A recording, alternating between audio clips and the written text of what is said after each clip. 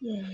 All right, guys, we are live on the Friday morning here, live coming to you from the Entrepreneur Speaker Series. We brought in another wonderful guest today, but first and foremost, thank you so much for tuning in. This is going to be an epic episode with the co-founder of Spiritual Gangster, Ian Lopatin, ladies and gentlemen. But before we're going to dive into the detail, I just wanted to say thank you so much for tuning in live. And we're so proud of all of you that are out there building their brands, building their hustle, and creating businesses of significance, right? Because that's why Ian is here today with you. He built the absolute epic and iconic brand, Spiritual Gangster. And we're going to be diving in here today with my co-host, Angeline Waymeyer, is back on the show here today to interview Ian and to talk about his journey. And I think you're in for a treat because Ian has an incredible story to share, how he went from a law practice in Los Angeles to building a global movement. And it's a very, very appealing name, right? Spiritual Gangster. So we're going to be talking about that.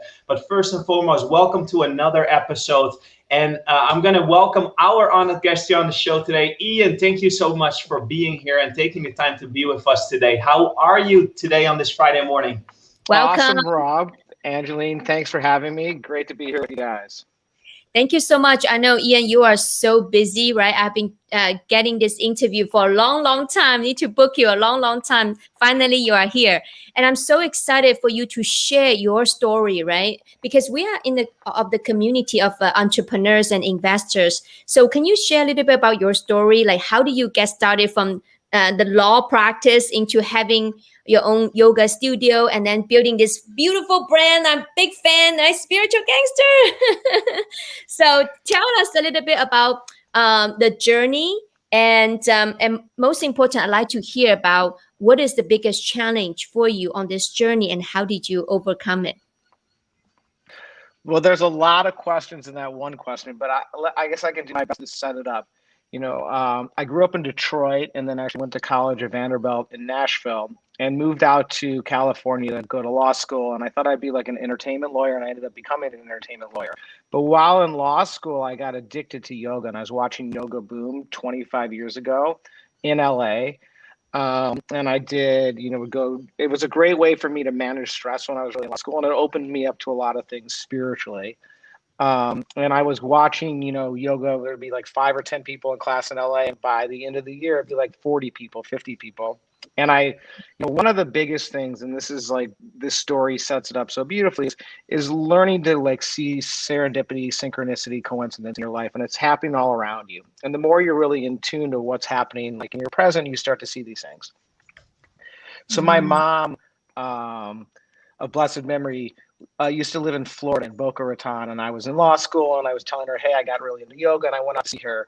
And she had always been into yoga, but I never really did it. We had yoga teachers at her house, and she gave me a yoga book.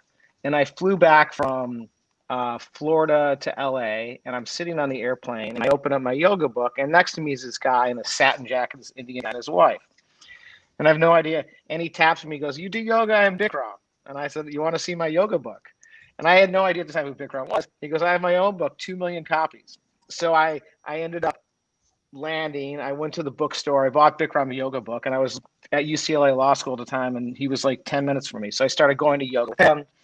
And it's just one of those things. I'm like, okay, if I don't get this, like never have I had a yoga book. And now I'm sitting next to like the most, iconic, famous yoga guy.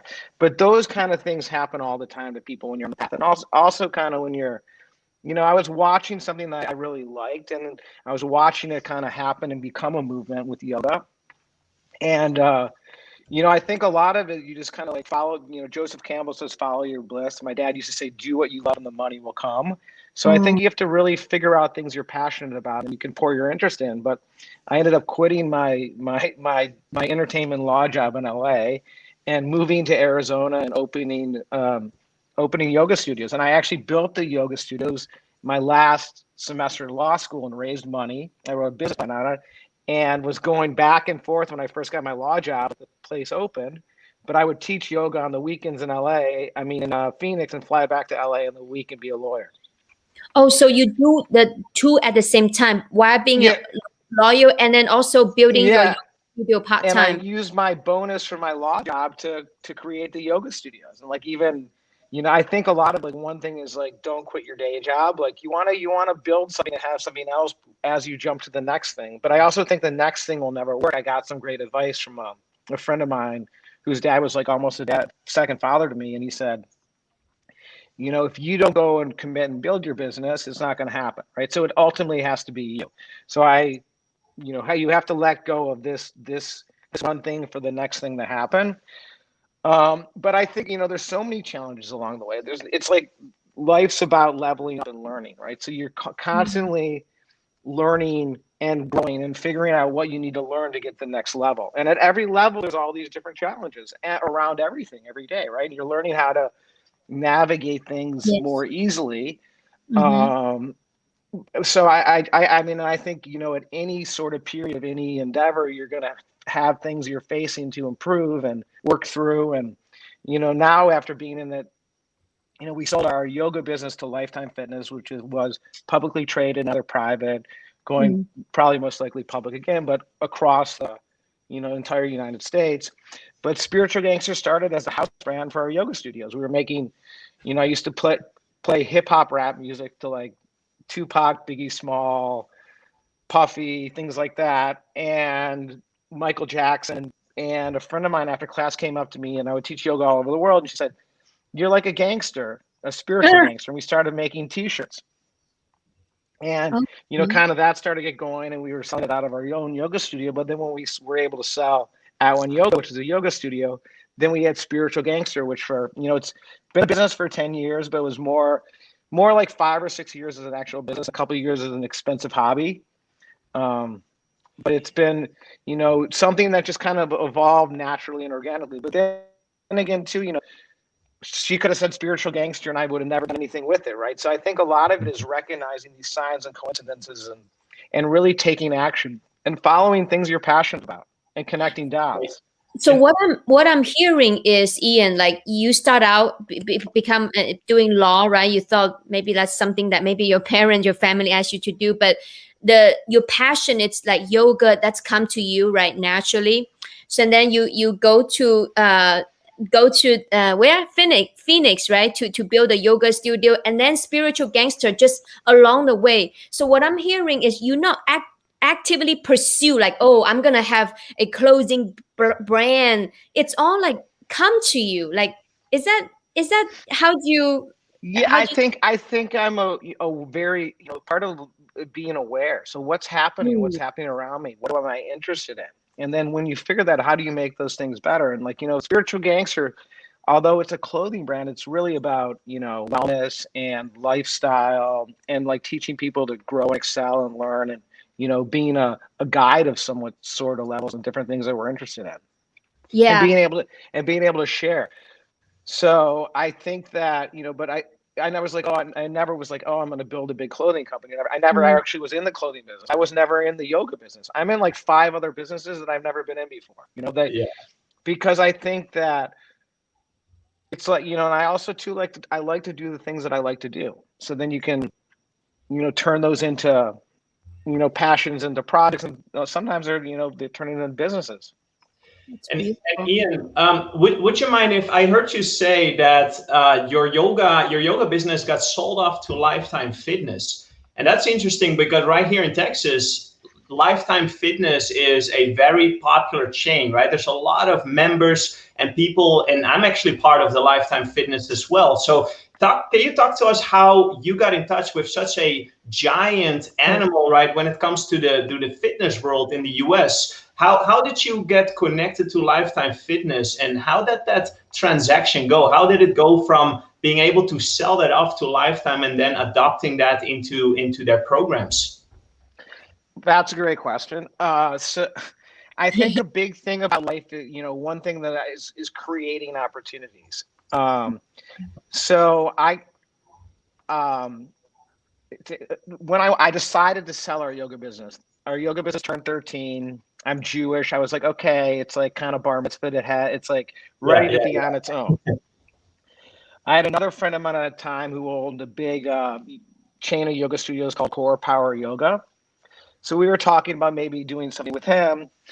And Lifetime Fitness kind of built this state-of-the-art yoga business right kind of down the street from us, but they couldn't fill it. So I really manifested getting in touch with the Lifetime Fitness CEO. He flew out, he came and saw our place, and in like 2 days, I got a deal with him to sell our business. Wow. But I was like ready to sell it, right? Like I had to be ready to sell it, and then the right person appeared. Wow. Manifesting that you And said then that. it was there. I was like, okay, this is the right guy to buy our business, because at that point, I mean, who's the next buyer for a yoga studio? There was no one. So it was, and then it became like I helped. They ended up. I didn't want to run the business, so I literally sold the business on a Tuesday, and I played the World Series of Poker main event on the Thursday. I was just like done with it. But then I also helped a friend of mine who had a bunch of yoga studios in Michigan sell his business to Lifetime, and then he ended up running their yoga businesses for the last 10 years. Wow, incredible. So I have this question. Is Ian, you're talking about manifesting, right? Be open, and opportunity will come to you. And do you practice this, or this is natural to you? Or can you elaborate on? Well, I think it started off natural. I mean, I've done a lot of stuff over the years. We got connected through Tony Robbins, Yes. So, but I've always been a seeker and a searcher, and figured out ways to get better. And, success leaves clues. So, now I have really intense, serious practices, hours a day to create the things in my life that I want. And then I expect to go big for them to come to me. But I also create and then take action. But, there's kind of 3 stages of how things work. There's the planning stage, the anticipating stage, let's say, hey, we're going to go cat skiing together, and how's it going to be, and how's the snow going to be, and how our friends are going to be, and you create the thing. And I have a morning practice where I journal. I do 5-minute journal, and I have a whole other book of journals where I write goals for everything that I want to have happen for the day. Okay. And that's a big part of it. And the second part is being in the experience. So how am I really there when I show up? How can I see what's happening around me? How can I be present for what's going to happen in my day? And it'll either happen better than I thought it was going to be in the morning, or other things will come up that I'll get to enjoy that I didn't even anticipate. And then the third part of it is really, at the end of the day, kind of celebrating those wins, or writing them down, and reflecting on, how great that was. It's like almost when people go on a great ski trip. I love to ski. At the end of the day, people sit around the fire or have some drink afterwards and talk about what a great time they had when all these things happened. So I think like life is meant to work like that.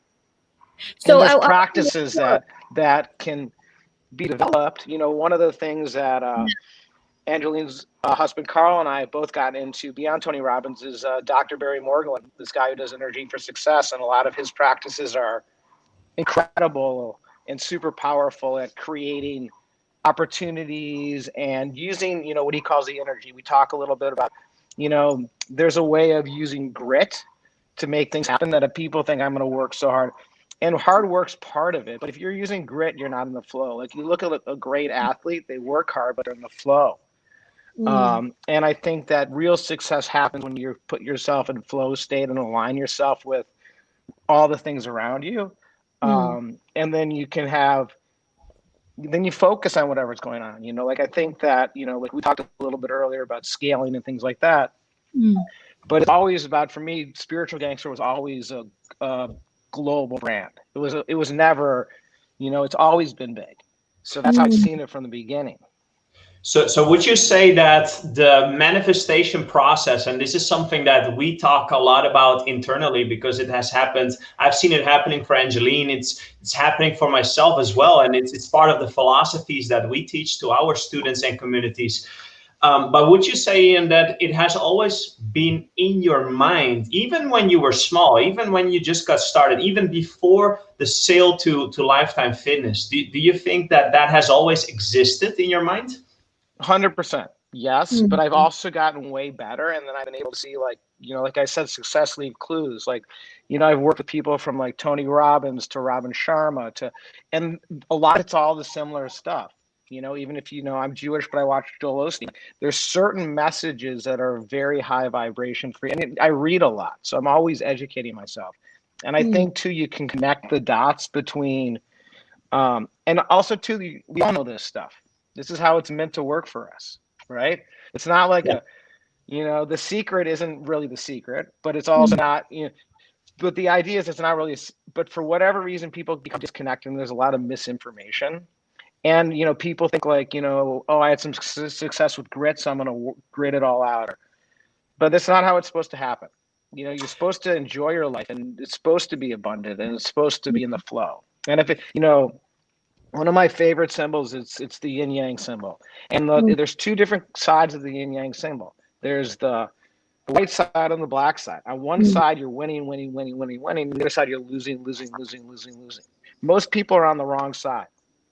The whole idea is getting on the right side and staying in the energy of the right side. And, before this podcast started, Eileen's husband, Carl, popped in. He just got out of the cold plunge. But there's all these practices that can be done to boost your energy, your vitality, your frequency, that will allow you to get your centers open, that'll allow you to win.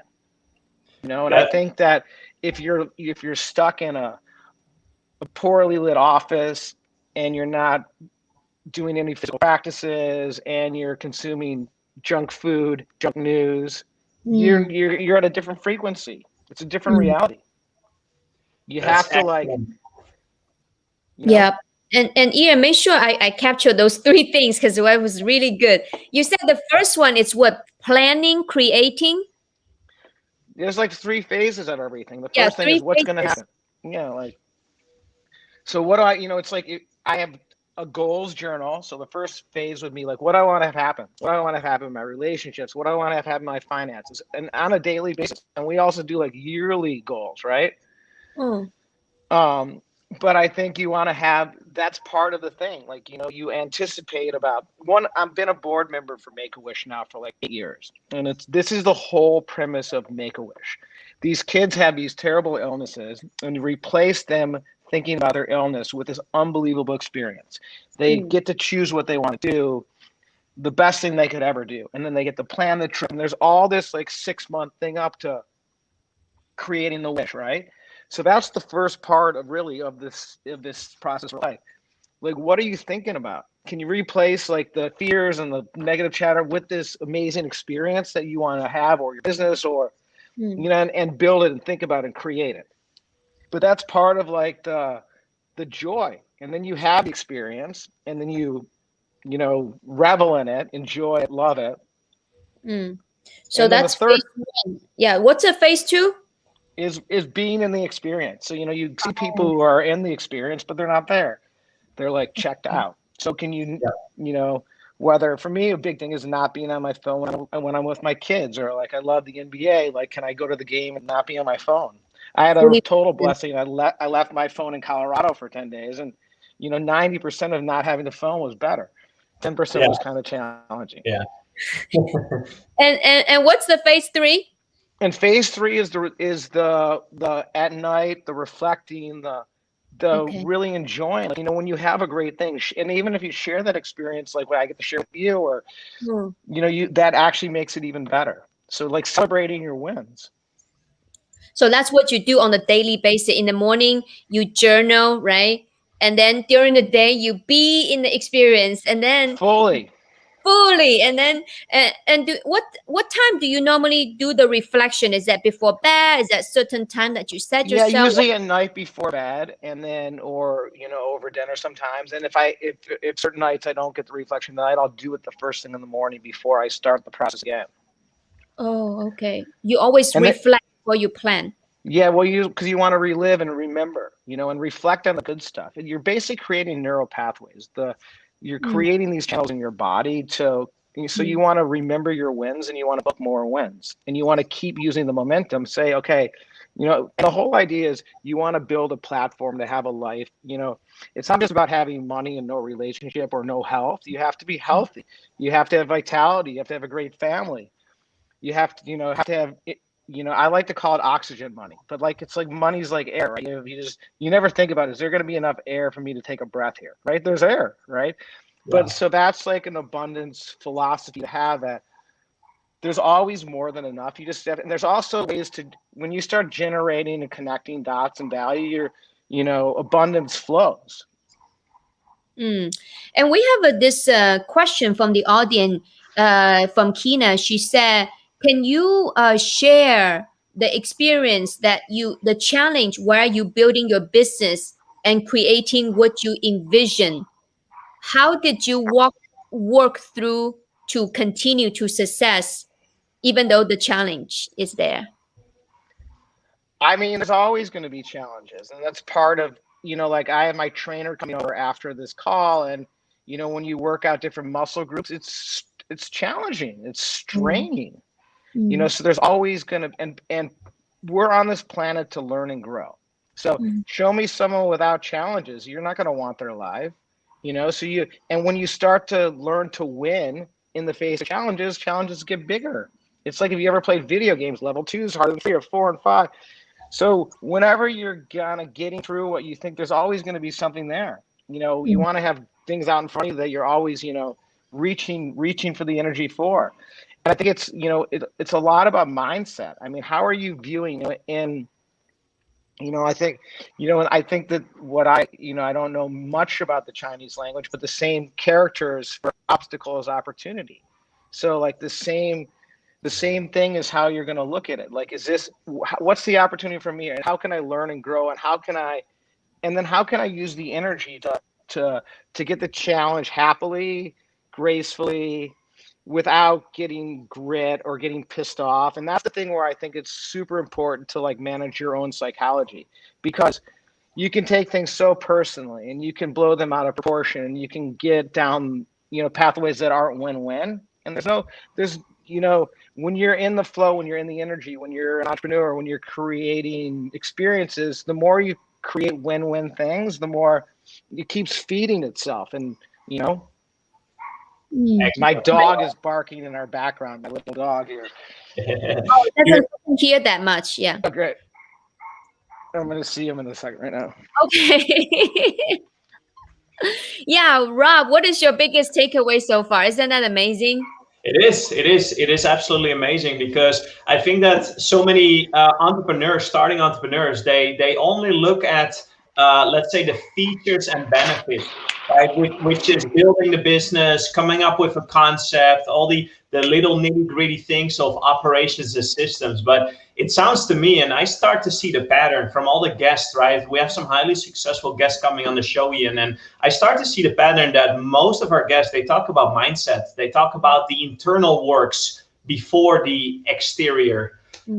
So I definitely start to see the pattern, and mindset, it's the majority of this journey.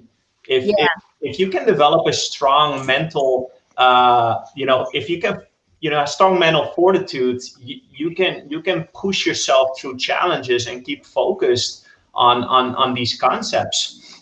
Yeah. Well, and you're gonna embrace challenges. Like one of the things, like I love to ski, and when you ski, you want to look for more challenging things, right? And I think in business, you're looking, okay, that's easy for me now. We're not even, let's get something. And I think life, it's like challenge is not bad. Challenges. I agree with you, Ian, because I'm working out, right? Starting working out. Thanks to Rob, he introduced me to a great trainer. And when I first started building my muscle from 3 pounds now to 20 pounds. And when I lift 15, I told my trainer, I said, when I lift 15 pounds, I feel I was lifting 5 pounds. So I need some more challenge so I can really resonate with that. And I think in certain areas of life, people embrace challenge. And for whatever reason, like, in other areas, they don't want a challenge, but I think everyone wants some challenge. It's how we grow. Yeah. And how do you learn the lesson happily and easily? Yeah, exactly. And Ian, we have another question coming to you, and it actually talks about vibrations, right? Because you touched on that a few times, vibrations. The puppy is adding up. I have these plumbers here, and so my dog is barking at the plumbers. I'm sorry about that. Oh, okay. Really? It's obvious that the dogs are in high vibration right now. It's funny. Yeah. So one of the questions, Ian, which is being asked, like, how do you consistently, right, being able to build such a massive business and an iconic brand like Spiritual Gangster? How do you maintain your vibrations high on a day to day, even though when challenges arise, even though life sometimes happen, even though we have a pandemic, we had a winter storm, whatever it may be, but how do you consistently keep your vibrations high so you can propel forward? I mean, I would say in times like these are like the times you double and triple down. So there's a Mm, whole set of practices. I do an hour of meditation, breathing exercises. I have a trainer who I work with multiple days of the week. But I do the journaling, I do the cold plunge, I do the infrared sauna. The whole time is mm, working on my vibration and keeping it. And then two, if things are going more challenging, I'll do 2 hours of the breathing. I'll do more and more and more of it before I go and handle whatever's going on. And all throughout the day, like I do my energy yeah, practices. you always I'm do this. vi- so I realize that those are the times you need to amp up more. One of the things that that I think Tony Robbins is the best is, like, you have to start with your own state. If you're in a shitty state, everything's hard. If you Mm, got a bad attitude, mm, whatever it is, it's gonna suck, right? But if you're in a great state and you're up for a good a challenge, you're gonna be able to win, and you're gonna keep winning. Then you're gonna use the momentum that you get in your athletics. Like Angelina can talk. I guarantee you, because she's better, she's in more fit, she's having some success there. She's having more success in other areas of her life. It's the yeah. way it works. You want to continue to use the momentum you get over here to share it over there. And then you want And to really grade yourself. Like, how am I doing in these areas? Like, really, can you give yourself a score? Like in all my goal journal, I'll be like, every day, okay, I got an 8 out of 10 there. Yeah, I want to do all this stuff. I did half of it. I got a 5 out of 10. So you're constantly monitoring yourself. and I know, Ian, you spend a lot of hours in meditating, breathing. I don't know how many hours, at least 2 to 5. How many I'd hours? say 2 to 3 Two to daily. And then some people may ask you, yeah, Ian, it's good for you, right? You are successful. We have a 9 to 5. We need to work. And how do we have this 2 to 3 hours to do what you do? How would you respond to that? I think, well, the reason, if it didn't work for me, I wouldn't be doing it this much. I certainly didn't start doing 2 hours. I mean, I started 5, 10 minutes, maybe, not consistently. But as I Uh, built these things in as habits, right, now it's harder. I do an hour of these breathing exercises in bed before I get up. If it's 5:30 in the morning, I'll stay in bed from 5:30 to 6:30 and do these before I get out of bed, because I've got two little kids at home. They're running around, you yeah. know. But I realize that now my kids come in and they hear the breathing, they don't interrupt me. They know it's part of my morning ritual. So Yeah. I think everyone's got to find ways to build these in, right? When I was doing the law job and the yoga studio, I had 2 jobs in 2 different states. So you figure out ways to make things work, and the things that are working, you want to continue to double down on. And I think part of the reason why I'm able to live such really an abundant lifestyle is because I have the energy to do it. But I also realize, if I don't have that energy, I need to go back and build it again, because that's what enables me to be of contribution, to have, like, to really enjoy, to really be in the moment where I'm in the moment and get the Mm, most out of it. mm. And You the thing is, the moment will feed you. There's all these different things out here. These, besides the dog barking, that there's birds flying around, there's birds mentioned. singing, there's so many different things wanting to communicate with us in our environment, right? And if you can be present for it, those things will feed you and feed your energy. So good. And you mentioned breathing for 1 hour, right? What kind of breathing that you do for an hour?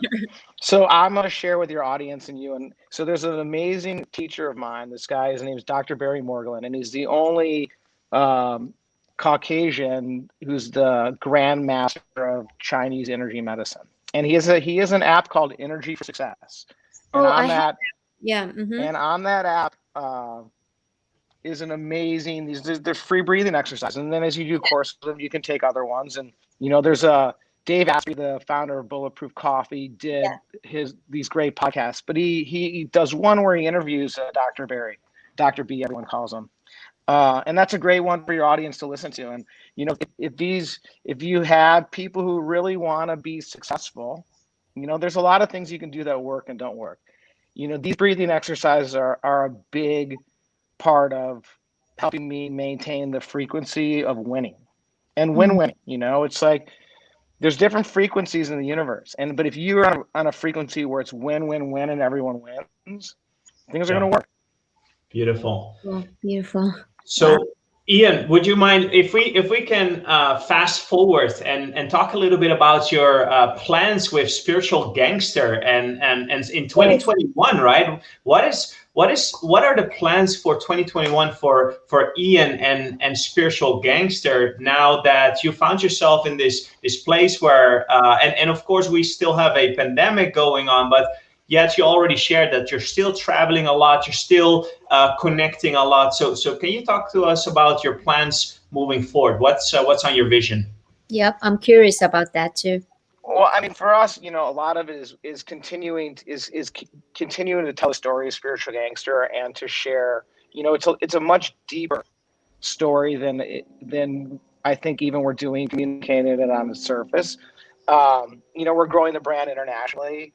We're growing the brand to have now some more men's sizes. We're also having larger sizes for women. So we're just making it more inclusive. And we're doing some really fun collaborations. We finished one with the Grateful Dead, which is like my favorite iconic brand. We have a huge thing coming out with Ziggy Marley. So there's some really cool things we're doing there.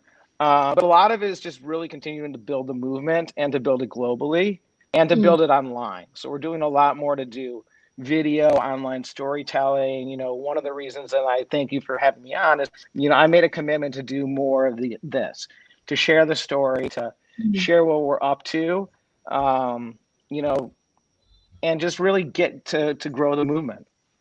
And I was thinking while you're saying that, I was thinking that in the future, I have all of our team, right? I'm not sure the Spiritual Gangster do this and customize. I'm an abundant wealth creator for all of our team. That would be wonderful.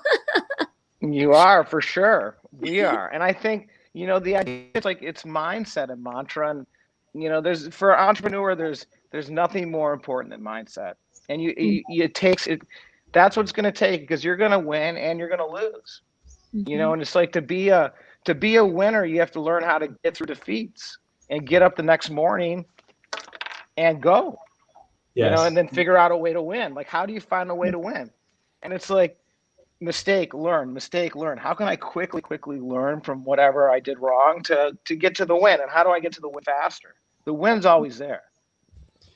And Ian, so we have audiences right now watching. As a matter of fact, we saw the comments coming in, and from some of them, they have been loyally joining all of our interviews and really taking advantage of all the golden nuggets and the wisdom that is always being shared from incredible entrepreneurs like yourself.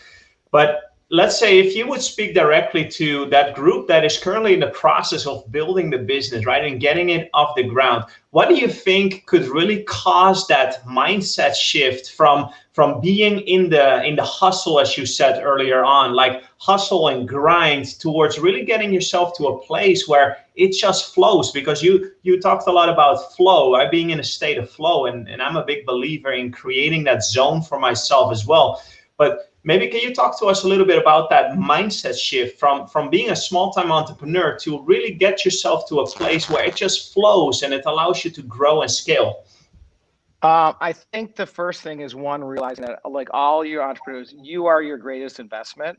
So to really invest in yourself, take time to go to the gym, to work out, to meditate, to do whatever your practice is, you know, like yoga, tai chi, kickboxing, do whatever, and make that time. You know, there's a great book that every entrepreneur should read. Is like The E-Myth and Why Small Businesses Fail. But it's the idea of you want to work on your business, in your business. You know, you want to be a business owner, not a, you know, you don't want to create a job for yourself ultimately. But I think that constantly being able to work on your mindset, and when you're in the grind and you're in it, okay, you're on the wrong side of the yin yang, right? So you have to realize that.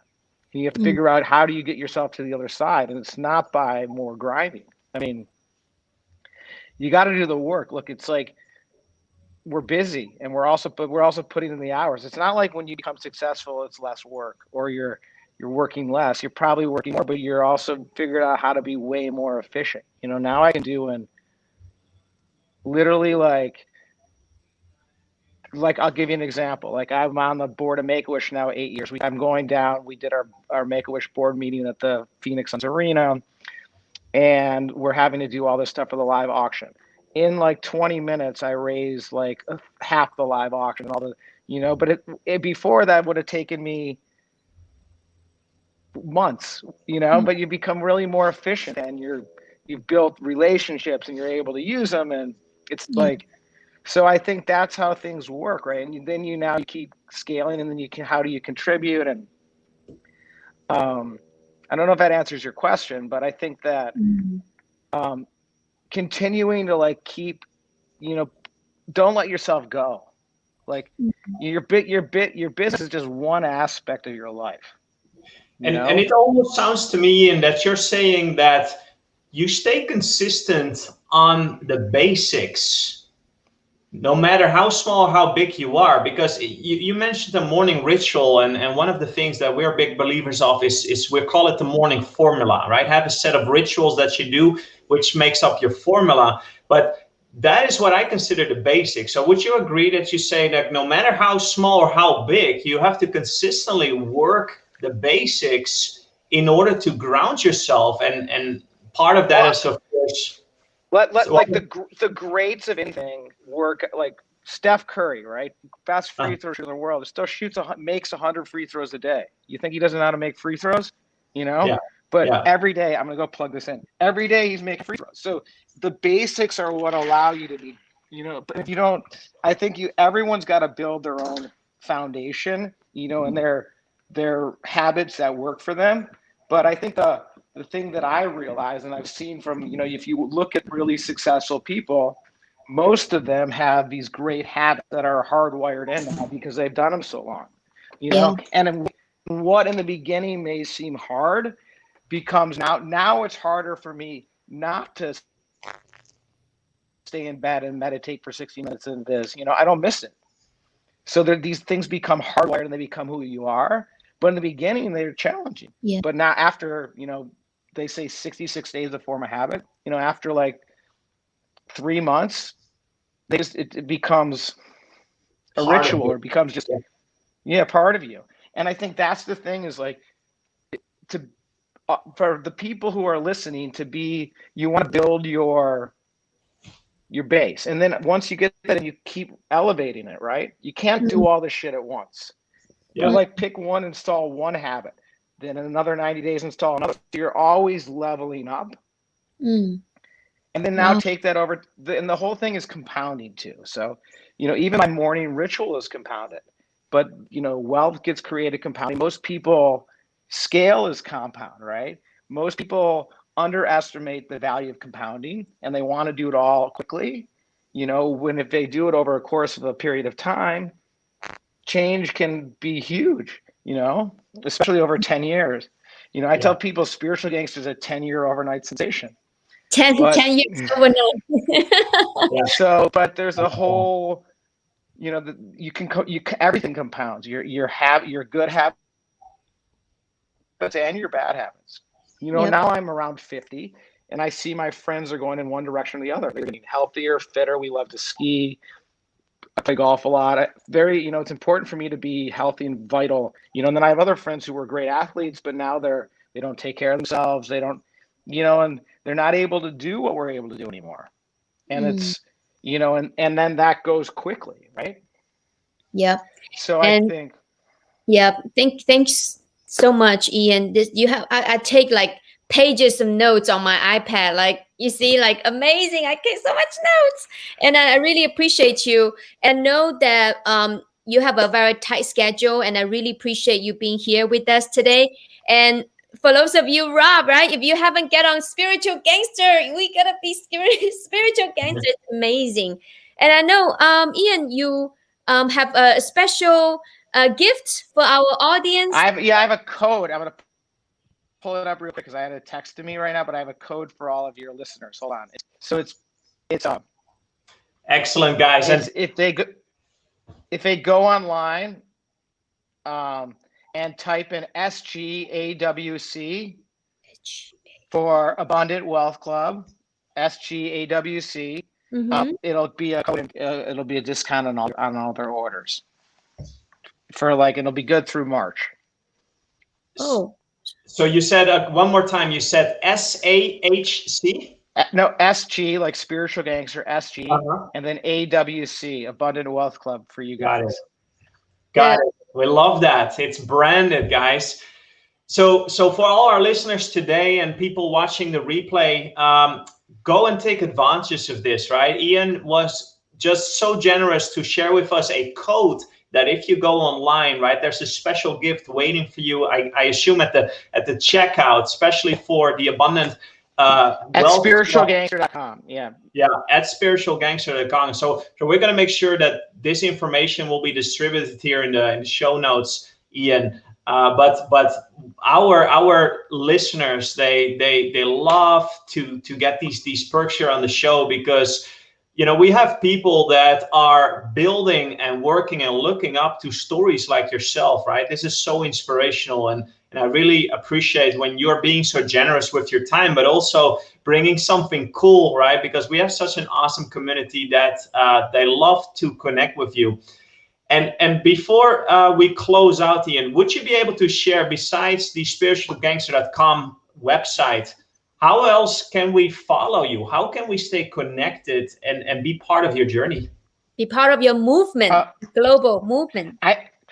I mean, the best thing is if you go on spiritualgangster.com, you can follow us. You can follow us on Instagram, and then there's more and more content and stuff that we're sharing. We're doing some more live classes. We have a whole great thing on astrology, meditation. We're doing some really cool co-brands with just some awesome content. So definitely check that out, and join the movement. We're all in it together, and it's great what you guys are doing. Angeline, thanks, Rob, for having me on, and hopefully this was a good contribution, and your audience likes it. Absolutely. Thank you so much. Thanks, Ian. Thanks, Rob. You're amazing. And go work out, Ian. Get that dial in, fully dialed. Fully dialed. Yeah, well, that'll be our next one. We're gonna share the story of Fully Dialed. Yeah, we're gonna share that next in our next episode. Okay. Right. Thank So you. Thank you. Good day, Rob. Thank you so much, and see you next week. Okay. Yep. Okay. Thank you. All right, guys. Thank you. Bye-bye.